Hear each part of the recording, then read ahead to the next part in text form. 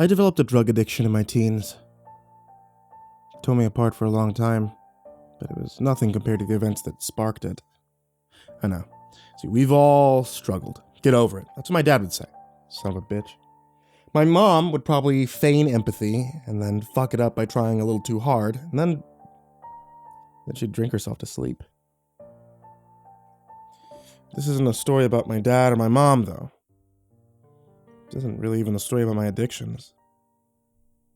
This is a story about a monster and the scars they left upon my life. It's a story about the end of my world. And it might be a story about the end of yours, too. It all began when I was 8. Third grade for me was not a pleasant time. I mean, sure, there are bright spots in the year, and there always are. Although, I rate third grade as a 1 out of 10. And that's probably being generous. You might have surmised that my mother and father were not exactly great role models in my life. My dad was cold, and in retrospect, probably a sociopath, or at least a narcissist. He rarely spent time with me, and when he did, you could tell he regretted it. Usually he did the best he could to forget I existed. Mom was kinder. Sometimes she'd help me with my homework, and she'd always drive me to school. When she dropped me off, she would say goodbye with a smile, as if reading from a script. Tell me she loved me, and hoped I had a good day. I liked my mom. Sometimes I think I even loved her. At least when she wasn't drinking. Her vice made sense in retrospect, given the man that she decided to shore up with. But what didn't make sense, especially to 8-year-old me, was the relentless insults that she'd throw my way. Lazy, waste of space, brat, dumbass. I mean, these were all mainstays of her vocabulary, and never far from her lips once they'd been soaked with wine. My only reprieve from the depression of my home life was school. See, growing up, I loved everything about it. I loved hanging out with my friends, I loved learning new subjects, and I especially loved the teachers who always had time for me. They never drank. They always remembered my name. One of those teachers was Mr. Gillard, a boisterous, heavy-set man with bushy eyebrows and an uncanny ability to always brighten the room. He wasn't my teacher, but he was my best friend Oscar's. Because of that, I often crossed paths with him. He remembered my name the first time I ever told it to him. Every day after that, he'd greet me with his beaming smile and booming voice. "Walter, how was class today?" I would always tell him exactly how it was. Usually it was good, but sometimes it was frustrating or boring. But no matter what, Mr. Gillard would always listen intently, his eyes focused on me and a grin on his face. He was the first man I met that inspired me to be better. He was the only man I met who made me believe I could be. One day I was feeling particularly low. In the middle of the previous night, my mother had woken me up. I smelled wine on her breath, and I asked her if she had been drinking again. She told me to shut up. It was none of my business. Swaying on her feet, she stood over my bed, staring at me. I remember feeling really nervous because there was this sense of hatred in her eyes. The way she studied me almost seemed like she was making a decision. "Mom?" I remember asking. "Can I go back to sleep now?" She didn't reply. Instead, she left the room. I curled back into my covers, although what I was nervous and afraid about I couldn't exactly say. It felt like an intuition, something deep inside of me, something primal was screaming that the way my mother was looking at me was not okay. A few moments later, I heard the creak of my door opening, and then she was again. This time with a half-drunk glass of wine in her grip. "I wish I'd never met your father," she said, staring at me with dead eyes. "That way you'd never have been born, and I'd have enough money to enjoy my life." She watched me until she finished her glass of wine, and then she left. I cried myself to sleep. The next day I spent recess alone, at the far end of the field. I didn't feel like I deserved friends. I didn't feel like I deserved to have fun. I didn't feel like I deserved anything. When the bell rang, I took my time getting back to class. As I entered the doors of the school, I was greeted by an empty hallway. The rest of the students had already returned to class. I swallowed, knowing I was in for a talking to and probably a detention once I got back. A voice called out, and I recognized it as Mr. Gillard. "Walter!" he shouted out. Out of all the teachers I could have crossed paths with, somehow Mr. Gillard felt like the worst. He was the one adult I really believed cared about me and liked me for who I was. For him to see me late like this probably destroyed whatever respect he had for me. "Sorry, Mr. Gillard," I said, my eyes downcast. He wasn't angry. Instead, he knelt down in front of me. "Something wrong?" I shook my head. But for one reason or another, the floodgates opened, my face scrunched up in a grimace, and then I started to sob. Before I knew it, I was bawling my eyes out in the empty hallway. He took me by the shoulder and ushered me into a classroom undergoing renovations. He closed the door and sat me down at the teacher's desk. "What happened?" he asked me, his voice calm and kind. I told him everything. I told him about my father's cold indifference, my mother's drinking, and how last night she had woken me up to tell me that she wished I was never born. I worked all of it out between sobs, my nose running with snot and my cheeks soaking wet with tears. Mr. Gillard pulled me into a tight hug. "I'm so sorry, Walter," he said. At length, he let me go, and then sighed. You know, it's tough to talk about things like this time, but it's important that we do. My parents weren't exactly kind to me either, you know. It seems strange to me that somebody like Mr. Gillard, the kindest man I knew, could have parents who were anything less than saints. I didn't know what to say, but thankfully I didn't need to say anything because he kept talking. Something important that I think a lot of people learn far too late in life is that none of us are defined by our parents or our upbringing. Our future is our own. We get to choose who we become. "We do?" I asked him, calming down. I sniffled and wiped my nose on my sleeve. "That's right, we do," he said, his voice adopting a more serious tone. His eyes, usually so bright and full of cheer, now looked sullen, full of sadness. He seemed somehow distant. It took me a long time to realize that, Walter. For a long time, I felt like I needed to do what society wanted, or be the sort of person my parents wanted me to be. It's only recently that I decided that in doing so, I wasn't actually living my life. Mr. Gillard sighed, shaking his head and muttering something beneath his breath. I never felt fulfilled because each day I felt like I was part of a play or an act.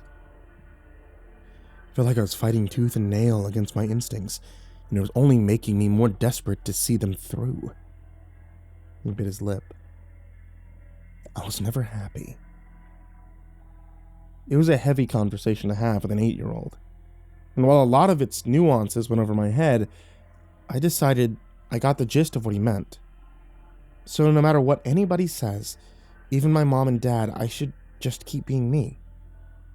He smiled, and the sadness in his expression seemed to evaporate near instantly. He was back to the beaming, joyous teacher I knew and loved.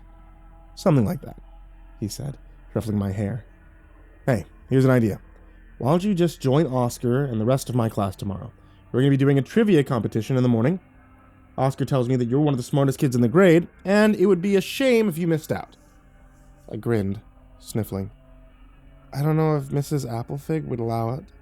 Actually," my eyes drifted up to the clock above the closed door, its minute hand ticking forward to 10:32. "I think I'm already going to be in a lot of trouble for being so late." My mood plummeted all over again. Maybe my mother was right. I couldn't seem to do anything right, even get to class on time. "Well then, how about this?" Mr. Gillard said, standing up and opening a drawer in the teacher's desk. He pulled out a stack of sticky notes and pens. "I'll write you a note explaining your lateness, as well as giving you permission to attend tomorrow morning's trivia competition. Sound good?" I nodded enthusiastically. "Yes, I'd love that." "Perfect," he said. "So would I." He handed me 2 sticky notes. One excusing my late return following recess, and another requesting permission for me to attend trivia tomorrow morning. By some miracle, I spent the rest of the afternoon smiling. Oscar and I walked home together after school, and the entire time we brainstormed teen names. We eventually decided on Brainiacs. "You better get us the win," Oscar teased. "Well, duh," I laughed. "One of us has to." The two of us joked around and goofed off all the way home. For such a bad start to the day, I can scarcely remember a day ending with me feeling happier and more full of life. When Oscar and I finally split off, we swore that tomorrow we'd go home as the trivia champions. As I got home, I cheerily started on my homework. Mr. Gillett had given me a practice trivia question. What temperature does nitrate burn at? If I got it right, we earned an extra point immediately in the trivia competition. I thought long and hard about it, and decided that I really had no idea. To be honest, I'd never heard the word nitrate before in my life, which meant it was probably a trick question. It sounded like something way beyond a third grader, so maybe Mr. Gillett wasn't expecting me to know the answer. He had forbidden us from using the internet, and I bet that if you had got the right answer for it, then he'd know I was cheating. Instead, I wrote "very hot" with a confident flourish of my pencil. A short while later, I heard the front door open and my mom came home. She paid me a hasty smile before pulling off her jacket and opening the cupboard to start on supper. "Hey, Mom," I said, beaming. "How was work?" "Long, honey," she said, her eyes bloodshot, jaw set. "How was school?" "Great. I'm doing a trivia competition tomorrow with Mr. Gillett's class." She eyed me for a moment, then smiled. "That's lovely. I'm sure you'll learn a lot." "Me too." A half hour later, my father came home. He threw his jacket over the kitchen chair and immediately asked where supper was. "I've been stressed all day, Sarah, and I come home and you still haven't started dinner." I shrank into my homework, doing my best to ignore my parents arguing. "I have started supper," my mother countered. "I just haven't started cooking it yet. The ingredients are all ready to go." "Jesus fuck, Sarah," my dad bellowed. "Can't anybody in this house do anything right?" That night, I woke up to the smell of alcohol. I lay on my side, curled in blankets. I heard the sound of breathing near my face. "Worthless," my mother's voice whispered from behind me. I felt her hand wrap itself around my neck. And I didn't move. I didn't speak. I didn't so much as breathe. My body was paralyzed with fear. "You stole my life from me," she hissed. "If only you would just go away." Her fingers squeezed, the nails biting into my flesh. My throat contracted. I gasped for air, whimpering in pain and terror, and then almost as soon as she started, she stopped. Her hand slipped away from my neck. My back was to her. But I could tell from the shadow she cast on the wall that she was still there, standing in the dark, watching me, drinking wine straight from the bottle. She finished and put the bottle down on the dresser. I watched her silhouette wipe her lips and heard her mutter the word, "tonight." She left my room. I listened as her footsteps creaked down the hallway to the stairs and into the kitchen. A moment later came the sound of wood squealing against wood, like a drawer being opened, followed by the clatter of cutlery. I stared at my wall, blinking back tears. Again, that primal sense of fear returned, the indescribable intuition that something was very wrong, and I needed to be far away from my bedroom and far away from this house. My heart thundered in my chest, and I heard the creak of footsteps on the stairs, this time coming up. The sound grew louder, the higher and closer they got to my bedroom. Soon the footsteps were in the hall. I could hear my mom's voice muttering, although I couldn't make out a specific word. "Please," I thought to myself, "please walk by my door. Please don't come inside." The footsteps groaned on the floorboards as they approached. My mother left my bedroom door ajar when she left, and from its crack I saw a shadow in the hallway. I heard her voice.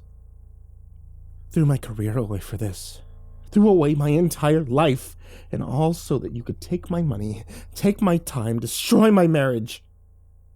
The rusty hinges of my door whined, and the door swung open slowly. A shadow grew on my bedroom floor, and I recognized its shape as my mother in her nightgown. She held something in her right hand, but it wasn't a wine bottle.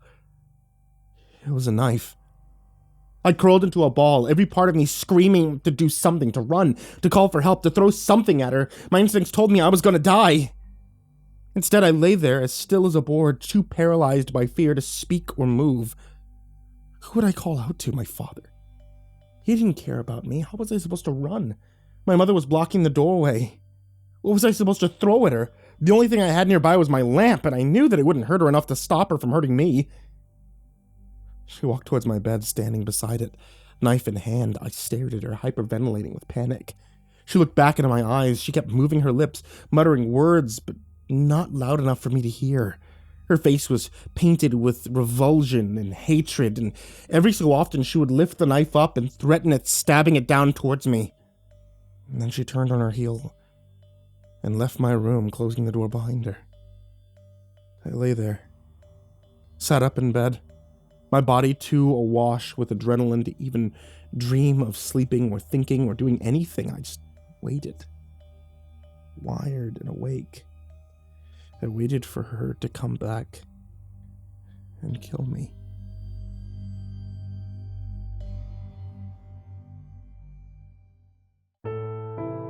Good evening, kids. It's me, MrCreepyPasta, and I wanted to tell you thank you so much for watching tonight's video, or listening to tonight's podcast, or however you hear tonight's story. If you guys are listening on YouTube, then I really appreciate it. I appreciate the likes, the comments, and the subs. If you guys are listening on Spotify, I appreciate the follow or the sub. If you listen anywhere else you can find a podcast, then, I appreciate you doing that as well, because this is what I do. And of course, I want to give a very, very, very big shout out to all of my followers on Patreon, especially Bloodlace, Peter Bowie, AcidSystem, F, Alan Hyper, Brennan Matthews, Mary Massacre, Janine Hook, Paul Livingston, Seth Joseph Richards, Ashlyn, Deadeye Nick, Azad Hosenbokus, Rick Dance, Bryce Charles, Luminen Walker, Sheri Morgan, Jake Mcnee, Victoria Helton, BDH9294, Melinda S, Phinney, Nathan, Dante Rowe, Jane Rennalls, AceBandg, Ryan Kellum, Bobby J. CAVANAUGH, Barbara Biggs, BellaBailey, NinjaGrace, Dad Obsessed Trash, Suzanne Grow, Tommy Walters, Tater Chip, Onbu Op Willie, Sarah Gree, Yuri Catslash, Randy, Brad Gustafson, Sean Tristan Markham, B. Lisa Tyser, Jose Rodriguez, Adagio Rose, Peaceful Buddha, Azarine Fox, Freddy Krueger, Ho Gunkchi, Justin Johnson, King Hades F13, Michael Scarborough, James Lowe, Someone You Love, Nina Smith, Rafael Rodriguez, and Chance Burnett. You guys, as always, are the real MVP, and I can't thank you enough for helping me get to where I am now and, generally keeping me alive. So thank you all so much for supporting on Patreon. Thank you everybody in the description for supporting on Patreon. And thank you everybody out there who's listening and watching somewhere across the many reaches of the internet. Have a good night and sweet dreams.